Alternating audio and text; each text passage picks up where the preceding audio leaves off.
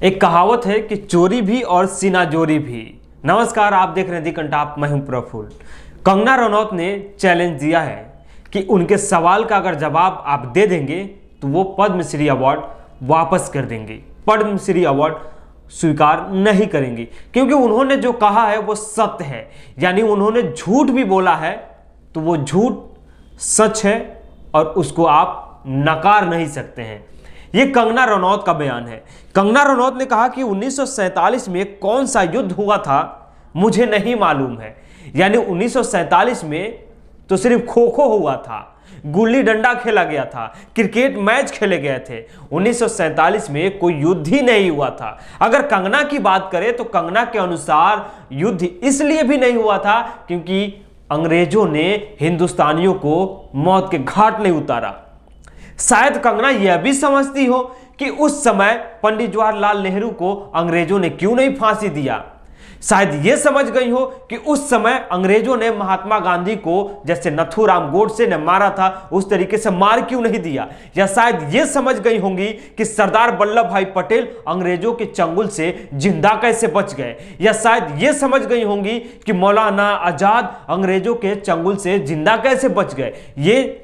यही समझ के उन्होंने कहा कि 1947 में तो कुछ हुआ ही नहीं था, कोई युद्ध ही नहीं हुआ था। उनको मालूम ही नहीं है कि महात्मा गांधी ने अंततः करो या मरो का नारा दिया था। उनको यह बात ज्ञात ही नहीं है कि अंत में 1945, 46, 47 में स्वतंत्रता के लिए बलिदान देने के लिए हिंदुस्तानियों ने करो या मरो का नारा दे दिया। यानी उनको लगा कि अंग्रेज ऐसे भारत नहीं छोड़ेंगे, तो उन्होंने अपनी स्वतंत्रता संग्राम की लड़ाई तेज कर दिया। यानी भारत छोड़ो आंदोलन चलने लगा कि अब अंग्रेजों हद हो गई, बस बहुत हुआ, अब यहां से चले जाओ। लेकिन कंगना रनौत को तो मालूम ही नहीं है। खैर, कंगना रनौत ने अपने इंस्टा पे पोस्ट करते हुए यह सब चैलेंज किया है। उन्होंने यह भी लिखा कि 1857 की पहली लड़ाई जो है, यानी गौर से सुनिएगा बातों को, कंगना का इतिहास का ज्ञान काबिले तारीफ है। उनके ज्ञान के आगे आपके और हमारे ज्ञान अधूरे पड़ जाएंगे। रमीला थापर, बिपिन चंद्र या इरफान हबीब या हरवंश मुखिया, ये तमाम इतिहासकार के ज्ञान अधूरे हैं कंगना रनौत के ज्ञान के आगे। खैर, कंगना ने अपने पोस्ट में लिखा कि 1857 की जो पहली लड़ाई थी उसमें सुभाष चंद्र बोस, रानी लक्ष्मीबाई और वीर सावरकर के बलिदान से शुरू हुई थी। यानी रानी लक्ष्मीबाई का नाम तो उस समय है। यानी 1857 की क्रांति में रानी लक्ष्मीबाई, तात्या टोपे जैसे महान क्रांतिकारी मौजूद थे, लेकिन सुभाष चंद्र बोस और वीर सावरकर 1857 में थे। आप कमेंट करके जरूर बताइएगा कि ये तथ्य सही है या गलत है। खैर, उसके बाद मैं सुभाष चंद्र की जन्म तिथि बता दूं। उनका जन्म 23 जनवरी 1897 में हुआ था और वीर सावरकर माफी मांगते मांगते वीर हो गए, ये पता ही नहीं चला। और कंगना रनौत वीर सावरकर के दरवाजे पे जाकर मत्था भी टेक के आई है। इसीलिए शायद वीर सावरकर के पास जो ज्ञान मिला होगा, उनके तस्वीर से जो ज्ञान मिला होगा, वो अद्भुत, अविचरणीय, अविश्वसनीय है। खैर, वीर सावरकर का भी 28 मई 1883 में जन्म हुआ था।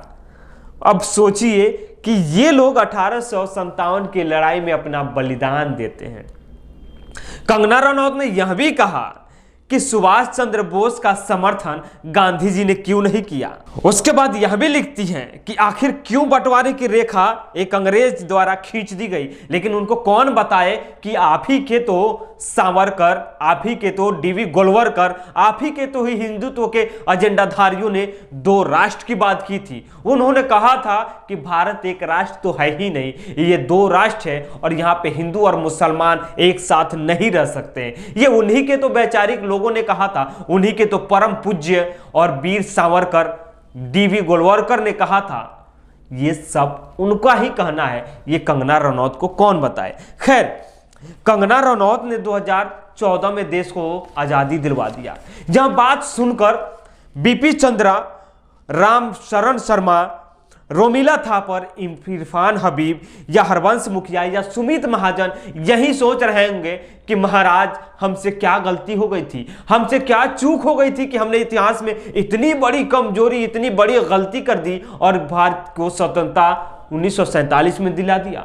1857 की क्रांति में भी आपने सुभाष चंद्र बोस, वीर सावरकर को घुसेड़ दिया। हमसे तो क्या गलती हुई कि हम पहचान ही नहीं पाए कि 1857 की क्रांति में सुभाष चंद्र बोस भी मौजूद थे, वीर सावरकर भी मौजूद थे, और हमसे ये क्या गलती हो गई। रामचंद्र गुहा भी यही सोच रहे होंगे कि 1847 में जो जंग आज़ादी के लिए लड़ाइयाँ लड़ी गई थी उसमें कहाँ चूक हो गई कि हमने कहीं कोई युद्ध का वर्णन ही नहीं किया।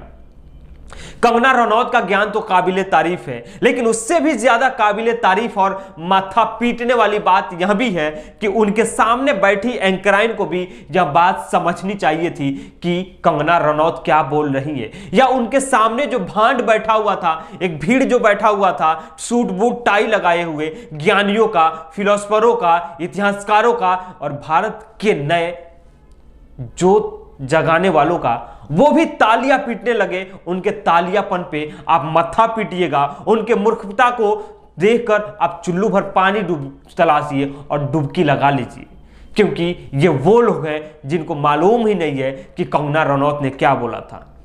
खैर, कंगना रनौत का बोलना ताज्जुब की बात नहीं है, बल्कि व्हाट्सएप यूनिवर्सिटी पे जो ये माहौल फैलाया जा रहा है, ये माहौल बनाया जा रहा है, वो सबसे बड़ा सोचने वाली बात है कि कैसा देश बनाया जा रहा है, किस तरीके के तथ्य परोसे जा रहे हैं। आप व्हाट्सएप यूनिवर्सिटी का ज्ञान देखिए, हर रोज कहीं ना कहीं से कुछ ना कुछ आपको ज्ञान देते हुए लोग नजर आएंगे।